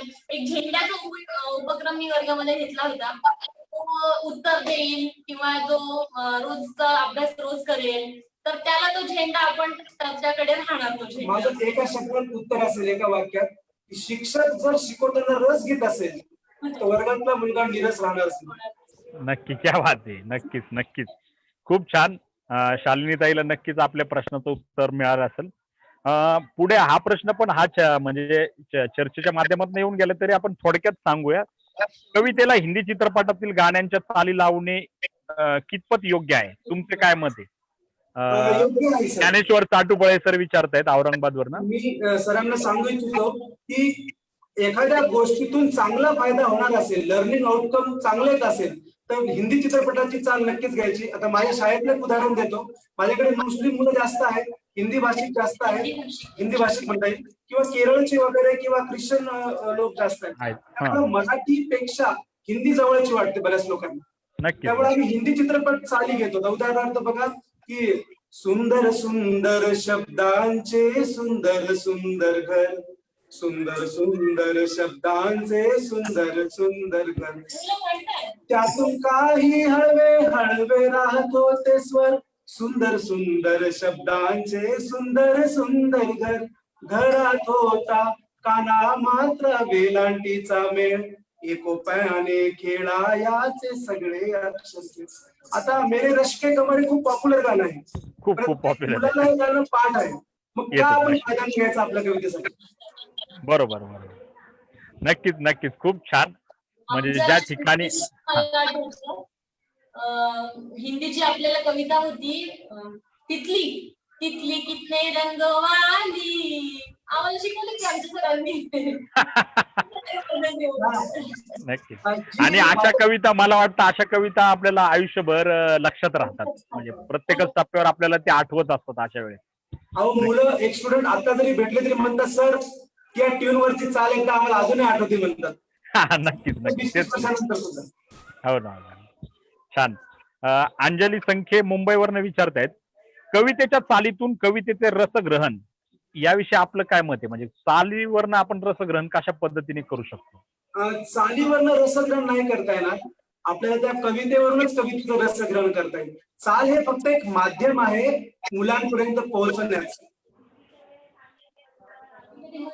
म्हणू शकतो आपण गाण्याची tune is a part of poem.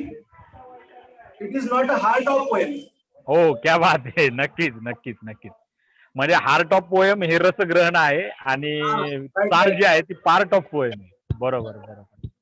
आणि आपल्याला ज्या ठिकाणी रसग्रहण करायचं त्या ठिकाणी आपण बाय हार्टच आपण तिचं रसग्रहण केलं पाहिजे. नक्कीच. खूप छान. त्यानंतर मनीषा विस्पुते जळगाववरनं विचारतायत, पूर्वीच्या कविता या कायम स्मरणात राहतात, मात्र आजकालच्या कविता लगेच विसरायला होते. तसेच जुन्या कविता अर्थपूर्ण, तसेच एकच कविता मात्र असंख्य सुस्वर चाली लावता येत होत्या. मात्र आताच्या कवितांना चाल लावणं कठीण वाटतं. तुम्हाला काय वाटतं गिरीश दादा? म्हणजे आता समजा आपण इंद्रजित भालेरावांना याच आपल्या शिक्षण संवादामध्ये बोलवलं, त्यावेळेस त्यांनी बाप ही कविता त्यांना अनेक साली त्यांनी स्वतः ऐकलेली आहे आणि आपण सुद्धा आपण पाहतो प्रत्येक जण वेगळं. पूर्वीच्या कविता अशा होत्या, आताच्या कवितांना जास्त चाल लावता येत नाही. याच्याविषयी आपलं काय मत आहे असं त्यांचं म्हणणं आहे? पूर्वीच्या बऱ्याचशा कविता हा वेगवेगळ्या छंदात असायच्या. त्याच्या मीटर मध्ये असायच्या, लईमध्ये. उदाहरणार्थ हिरवे हिरवे गार गालीचे, हरित मालीचे वगैरे वगैरे, किंवा भुजंग प्रयात वृत्तातल्या कविता असायच्या काही. असे वृत्ताला धरून किंवा काही मीटरला धरून त्या कविता असायच्या. पण जेव्हा आपण आधुनिकतेकडे येतो, इकडे यमक जास्त दिसतात आपल्याला. यमकबद्ध कविता असतात, काही मुक्त छंद कविता असतात, किंवा मोठे मोठे शब्द विज्ञानातले काही शब्द घ्यायचे असतात, मग ते शब्द मीटर मध्ये बसत नाहीत. तो हा फरक जुन्या आणि नव्या कवितांमध्ये आहे. म्हणून त्यांना जास्त चाली लागत नाही. छान. नक्कीच. म्हणजे आपण आणि तुम्ही सांगितलेलं की ओढून ताणून चाल लावण्यापेक्षा एखादी कविता सादरीकरणाच्या माध्यमातून सुद्धा आपण अध्यापन करू शकतो. पुढचा एक प्रश्न आहे, तुम्हा दोघांची आवड एक असण्याचं रहस्य काय? म्हणजे तुमच्या दोघांच्या जोडीवर बरेच प्रश्न आलेले, पण आम्ही हा एकच मोजका प्रश्न घेतलेला आहे. जसं की प्रत्येक यशस्वी पुरुषाच्या मागे एका स्त्रीचा हात असतो असं म्हणतात. मग आता इथं तर तुम्ही दोघं यशस्वी आहे. कोणाचा नेमका कोणाच्या मागे हात आहे किंवा हा योगायोगच आहे का, अशा पद्धतीचा सुद्धा एक प्रश्न आहे. तर काय म्हणजे हा बासरीमध्ये जी पोकळी असते, बरं बासरीमध्ये जी पोकळी असते ती मी आहे आणि ही बासरी आहे. म्हणून मी माझ्या दुसरेमध्ये एक शेर लिहिला, एकमेकांच्या विना ना पूर्तता, एकमेकांच्या विना ना पूर्तता, बासरी मी पोकळी त्यातली. क्या बात आहे, क्या बात आहे. खरंच खूप खूप एकमेकांचा सपोर्ट असतो. माझं काही चुकत असेल ती समजून सांगते. आवडींचा योगायोगच आहे त्याचं उत्तर. पण काही म्हणजे कवितांची अधिक आवड लागण्याचं कारण देखील गिरीश आहे माझ्यासाठी. एक इथे या ठिकाणी स्पष्ट करू इच्छितो, आम्ही दोघांच्या कवितेतल्या बाबतीतल्या आवडी फार भिन्न आहेत. मी छंदात रमणार आहे, ती मुक्त छंदात रमणार आहे. तिला गद्य लेखन आवडतं, मला पद्य लेखन आवडतं. अच्छा. तरी पण म्हणजे तरी दोघं एकमेकाच्या आवडी जोपासत किंवा एकमेकांच्या आवडींमध्ये एकमेकांना तेवढंच आनंदाने सहभागी होत तुम्ही जाताय आणि अशा पद्धतीने एक काव्य कस्तुरी जी आहे तुमची दोघांची ती तुम्ही पसरवताय, याचा आम्हाला खूप आनंद होतोय. पुढचा प्रश्न संजय जगताप विचारतायत, आपल्या वेळेच्या कवितामध्ये गेयता होती, पण सध्याच्या अभ्यासक्रमातील कवितांच्या चाली लावताना अडचणी येतात, त्या कशा दूर करता येतील? म्हणजे परत तोच समजा प्रश्न आहे, गेयता होती पूर्वीच्या कवितांमध्ये, आता थोडीशी गेयता कमी झाली, असं आहे का? आणि असेल तर मग ती कशी दूर करता येईल आपल्याला? एक छोटस उदाहरण मी देईन इथे. आता माझी शाळा 4थी पर्यंत आहे म्हणून मी खालच्या वर्गांबाबत जास्त बोलण्यात येतं माझ्याकडनं. पण आपल्या दुसरीच्या पुस्तकामध्ये हिवाळा ही कविता आहे बघा. डोंगराच्या पलीकडे शेकोटी जळली. तर त्या कवितेची चाल आणि म्हणजे मंगळावरच्या माणसा, मंगळावरची कुठली याची, हा तर वर जाऊ अशी एक कविता आहे दुसरीच्या कवितेमध्ये. तर त्या दोन्ही तिथे शब्द कमी असतील शब्द असतील तर तिथे आपण सहजपणे चाल लावू शकतो असं मला वाटतं. म्हणजे डोंगराच्या पलीकडेची चाल जर घेतली, डोंगराच्या पलीकडे डोंगराच्या पलीकडे शेकोटी झाडे, शेकोट्या बसल्या डोंगरावरी. ह्याच आशयाची दुसरी अजून एक कविता आहे. हा, मंगळावरची मुले शाळा त्यावर मंगळावरची शाळा कवितेचं सध्या नाव हा आहे. दुसरीला आहे ना मंगळवारची शाळा. तुमच्या इंग्लिश मिडियमला आहे मंगळावरची शाळा. 21व्या शतकात भरेल मंगळावरती शाळा, मंगळावरच्या शाळेत नसेल खडू आणि फळा, भाजी पोळीच्या डब्याची आता आओ बच्चो तुम्ही जिगाए जागी हिंदुस्तान चाली आपण लावू शकतो. गेल्या चाली लागत नाही तर ते सादरीकरण चांगले आहे. चाली लागत नसती तर सादरीकरण करणं हाच एक मोठा पर्याय आहे. सांगू लागली गमती सांगू लागली मंगळावरची वरची मुले ज्योतिताईने लावलेली चाल. भेटल्या गमती सांगू लागली गमती सांगू लागली.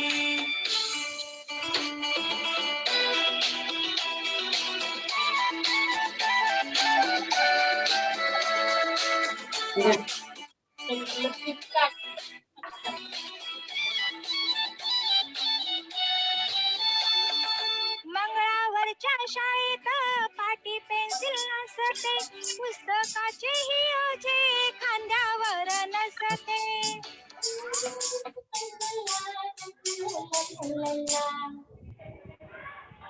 छान, खूप छान. ज्योतिताईंनी सुद्धा जवळजवळ सर्वच कवितांच्या अशा पद्धतीने चाली लावलेल्या आहेत आणि हा एक त्याचा एक हो नक्कीच नक्कीच.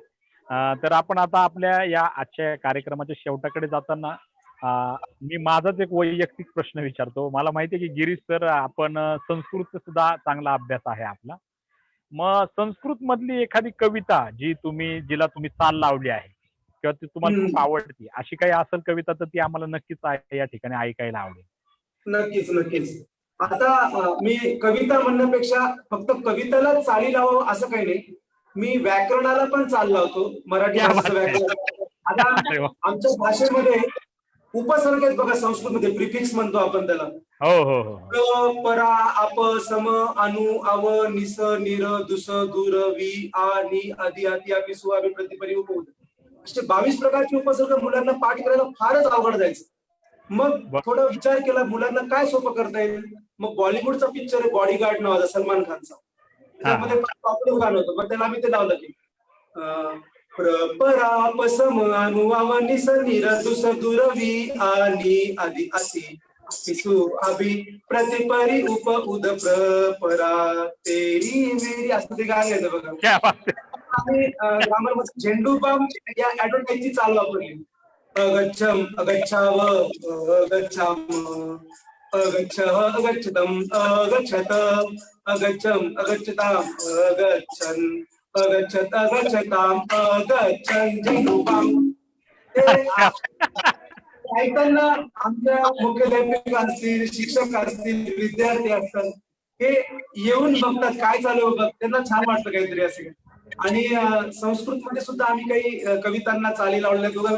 कसं काय पाटील बरं हाय का त्याच्यावर एषः स्नेहालुहुतातः तस्य नाम खलु अंगुष्टः, एषः स्नेहालुहुतातः तस्य नाम अंगुष्टः, निकटे वर्तति तर्जनी. अशा पद्धतीने ते कसं काय पाटील बरं हाय का चाल वापरलेली आहे. किंवा मग टिक टिक वाजते डोक्यात चटक चटक रे चटक चिवचिव पूर्वसी किंविहग चटक चटक रे चटक चिवचिव पूर्वसी किंविहग.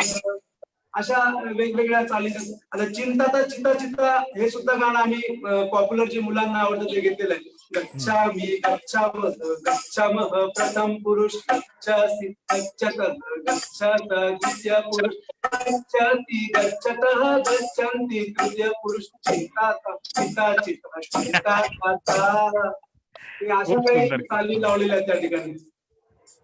खूप छान आणि म्हणजे खरंच या पद्धतीने म्हणजे व्याकरण सारखा तसा त्यातही संस्कृत व्याकरण हा थोडासा अवघड वाटणारा विषय, पण तो माझ्या तुम्ही शाळेत हा हा माझ्या हा शाळेतल्या मुलांना सुद्धा यांची संस्कृतची गाणी आवडतात. नक्कीच. आणि बर्थडे आपण परिपाठामध्ये बर्थडे मुलांची साजरे करतो.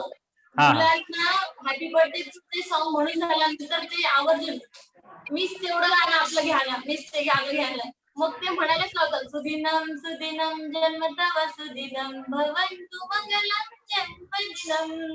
अरे गुरु कीर्तिवर्धनम चिरंजीव गुरु पुण्यवर्धनम विजयी भव सर्वत्र सर्वदा जगती भव तव सुयशगानम. अशा काही चाली आहेत. मुलांना खूप आवडतं. खूप सुंदर. म्हणजे एवढ्या आणि सुरेल शुभेच्छा कोणाला घ्यायला आवडणार नाही.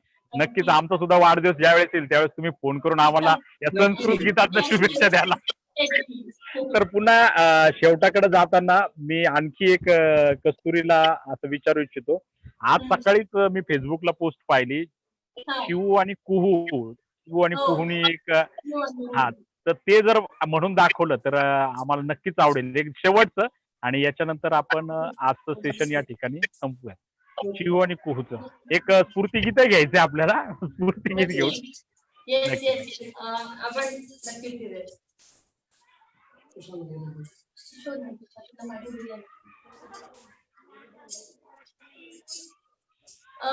बालकविता आहे. कधी कधी सुचतं ते लिहायला आणि मग ते लिहिलं जातं. एक दिवस असंच त्या पाठवलं मैत्रिणीने त्यांना दोघींना, तर त्यांना एवढं आवडलं त्यांनी त्याचा व्हिडिओ करून मला पाठवला आणि माऊ तू आमचं पाठव ना, माऊ आमचं हे कर ना, तू तुझ्या फेसबुकला शेअर कर ना. त्यांचं खूप अशी हौस होती सगळी. शेअर केलं त्यांनी दोघींनी खूप धमाल केली आहे. हा ढगोबा एकदम खूप. त्या एवढ्या छान आहेत ना दोघी पण. म्हणजे त्या दोघही आई वडील जेव्हा लेक्चरर आहेत त्यांचे दोघींचे पण आई वडील, तर त्या दोघी एकट्या असतात घरी आणि मस्त खेळतात. त्या पत्रकार रिपोर्टर खेळत बसतात. देखो येस असं सगळं मी ढगोबा सादर ढगोबा ढगोबा पळशील किती, ढगोबा ढगोबा पळशील किती, पाऊस पाणी पाडणार रुसशील किती. ढगोबा नुसतंच गडगड करतोस, ढगोबा नुसतंच गडगड करतोस, छोट्या मुलांना घाबरून टाकतोस. ढगोबा तुझ्या घरी कोण कोण राहतं, ढगोबा तुझ्या घरी कोण कोण राहतं, पॅरेंट्सची गप्पा गाणी कोण कोण करतं. ढगोबा परीकडे तू जातोस का रे कधी, ढगोबा परीकडे तू जातोस का रे कधी, जादूची छडी तिची तू पाहतोस का रे कधी. माझ्या आजीची गोष्ट तू ऐकलीस का रे ढगोबा, माझ्या आजीची गोष्ट तू ऐकलीस का रे ढगोबा, कालच गेली सोडून मला, खरं सांग ढगोबा तुझ्याकडे आली का माझी आजी. कालच गेली सोडून मला, खरं सांग आजी माझी तुझ्याकडे आली का रे ढगोबा. देवा घरी गेली आजी आई म्हणत होती, सारखे सारखे डोळे पुसत का रडत होती. ढगोबा आजीला माझ्या परत पाठवशील का रे, तिनंच दिलेलं चॉकलेट मी तुलाच देईल बरे. ढगोबा ऐक जरा, ढगोबा ऐक जरा, पळू नको असा, पाहून तुला पळताना घाबरतोस असा. चतुर म्हणतो आपण त्याला मग भित्रातो कसा, चतुर म्हणतो आपण त्याला मग भित्रातो कसा. गाल पकडून आजी म्हणायची मीच तिचा नाडोबा ससा. क्या बात आहे. खूप सुंदर आणि म्हणजे एकीकडं अंतर्मुख करणारी सुद्धा अशी ही कविता आणि त्याच वेळेस मुलांना धमाल करायला लावणारी. म्हणजे आपला आजच्या या संवादाचा आगोबाईपासून सुरू झालेला, आगोबाई ढगोबाईपासून सुरू झालेला प्रवास पुन्हा ढगोबापर्यंत आलेला आहे. आणि तो पण ती कविता आगोबाई ढगोबाई संदीप खरेंची, आणि ही कविता ऐकत असताना सुद्धा मला संदीप खरेंचीच मी पप्पांचा ढापून फोन ही कविता आठवली. आणि त्याच्यात सुद्धा तो मुलगा जो आहे त्याचा फोन देव बाप्पाला लागतो आणि तो हो. विचारतो की आमचे आप्पा तुमच्याकडे आलेले असतील तर त्यांना पाठवून दे परत. आणि फोन केले 102. दोन बरोबर बरोबर. खूप छान, खूप अतिशय म्हणजे मैफिल ही रंगली आणि मला तर वाटत होतं की अशीच ही आणखी चालत राहायला पाहिजे, पण आपल्याला वेळेच्या मर्यादा सगळ्यांनाच आहे, त्यामुळे आपण आवर्ती घेऊयात. जाता जाता एक स्फूर्तिगीत जे आहे तुमच्या आवडीचं खूप छान असं एक स्फूर्तिगीत होऊन जाऊ द्या. उद्या हो हो हो. स्फूर्तिगीत स्फूर्तिगीत आपण शेवट घेऊया. हो. बर बर. खूप खूप धन्यवाद गिरीश आणि कस्तुरी जोशी या दाम्पत्याचं. भन्नाट तुम्हाला ही संधी दिल्याबद्दल मी एटीएम परिवार आणि तुम्हा सर्वांचे निशंकचे मनपूर्वक आभार मानतो. नाही, भन्नाट धम्माल जोडी आणि सगळ्यांनी आज माना डोलावल्यात. सगळ्यांनी पाय बसल्या बसल्या पायाच्या अंगठी हलवलेत, पायाच्या टाचा हलवल्यात. खूप छान.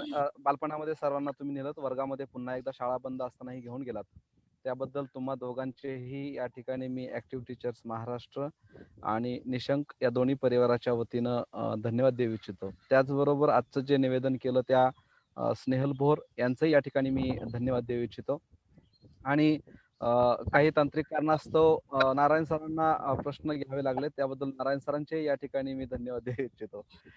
खूपच तुम्ही म्हणजे व्याकरणाला चाल लावणारा पहिला माणूस माझ्या जीवनात मी पाहिला. म्हणजे मुलं व्याकरणाला घाबरतात, पण आता घाबरणार नाही. कंप्लीट 1 तास 36 मिनिटं झाला आपला कार्यक्रम चाललाय. आता मला असं वाटतंय आता थांबवावं नक्की. म्हणून मला या ठिकाणी यावं लागलं.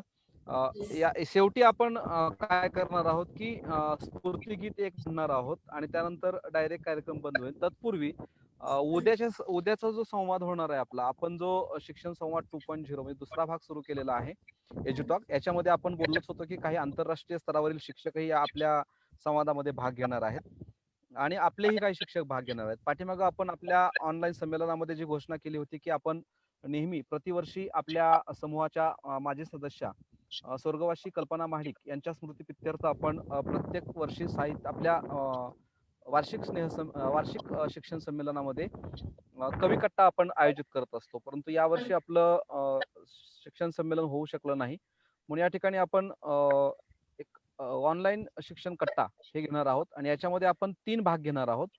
प्रत्येक दिवशी 4 कवींना या ठिकाणी आपण निमंत्रित करणार आहोत आणि 4 कवींना निमंत्रित करून हे 3 भागामध्ये आपला स्वर्गवासी कल्पनाताई महाडिक कवी कट्टा म्हणजे थोडक्यात कवी संमेलन आपण पार पाडणार आहोत. तर उद्याचा जो आपला संवादाचा विषय असणार आहे तो विषय असणार आहे स्वर्गवासी कल्पनाताई महाडिक कवी कट्टा भाग 1 आणि याच्यामध्ये आपल्या समोर जे कवी येत आहेत ते मी थोडेसे सकाळ जाहीर करतो, कारण सगळ्यांना आता एटीएमचे जेवढे काही कवी आहेत त्या सगळ्यांना संधी मिळणार आहे.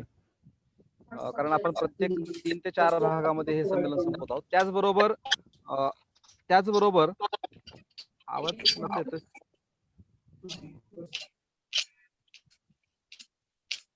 त्याचबरोबर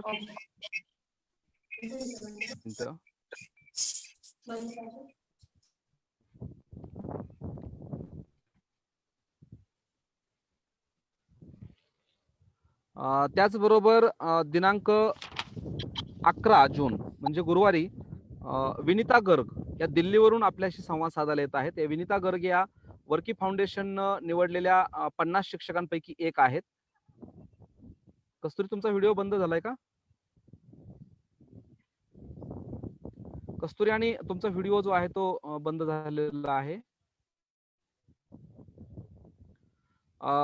मी बोलतो, कंटिन्यू करतो. 11 तारखेला आपल्याकडे विनिता गर्ग या ज्या वर्की फाउंडेशन यांनी निवडलेल्या टॉप 50 टीचर्स मधील एक आहेत आणि दिनांक 13 जून रोजी शनिवारी टॉप 50 मधील म्हणजे जागतिक स्तरावरचे जे वर्की फाउंडेशन निवडलेले शिक्षक आहेत त्यातील एक मोहम्मद मोहतदी हे इजिप्त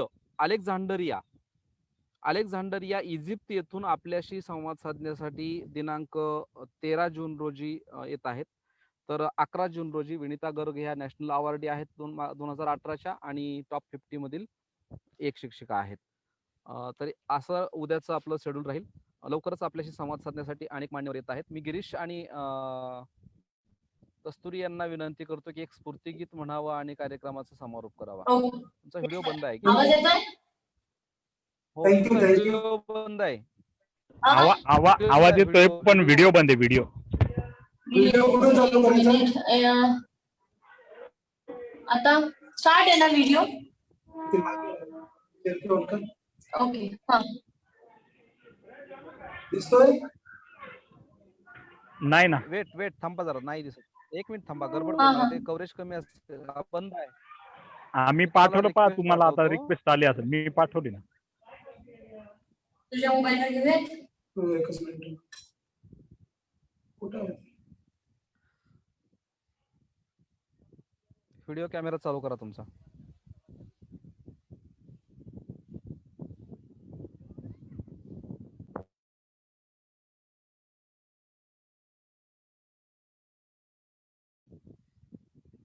तुमचा व्हिडिओ कॅमेरा आहे. 1 मिनिट थांबा. ते हो. पुन्हा लेफ्ट झाले होते.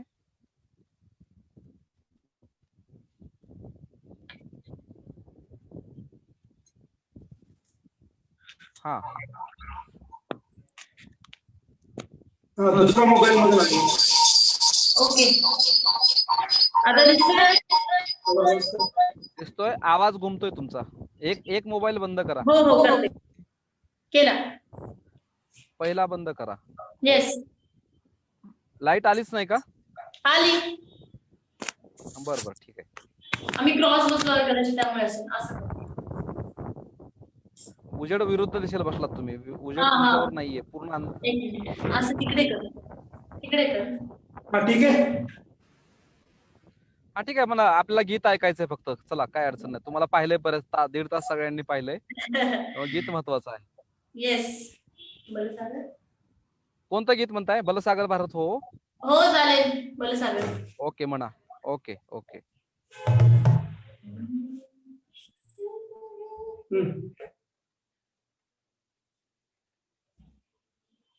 बलसागर भारत हो. बलसागर भारत हो. विश्वात शोभुनी राहो. बलसागर भारत हो. विश्वात शोभुनी राहो. एक जनसेवे जीवन राष्ट्रार्थ प्राण हे सुरवे. राष्ट्रार्थ प्राण हे सुरवे. मी सिंहमला लाहो. बलसागर भारत हो. बलसागर भारत हो. विश्वात शोभुनी राहो. बलसागर भारत हो. विश्वात शोभुनी राहो. वैभवी देश नवीन सर्वस्वता समर्पित. विविध घोर संहारीन या बंधु सहाया लाभो. बलसागर भारत हो. बलसागर भारत हो.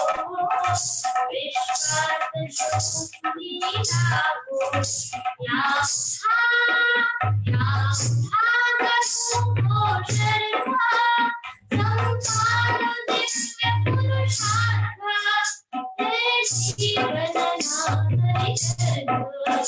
हे जीवन नाथरी कर. भाग्य सूर्य राहो.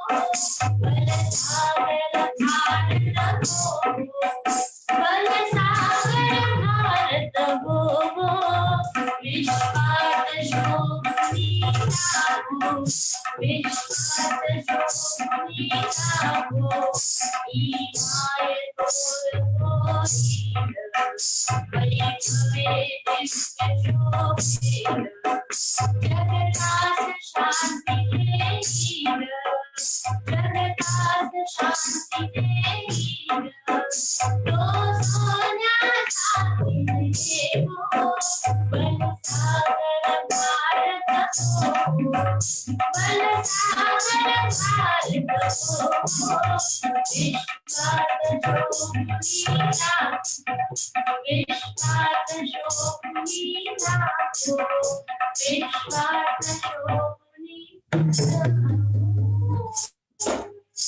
खूप छान.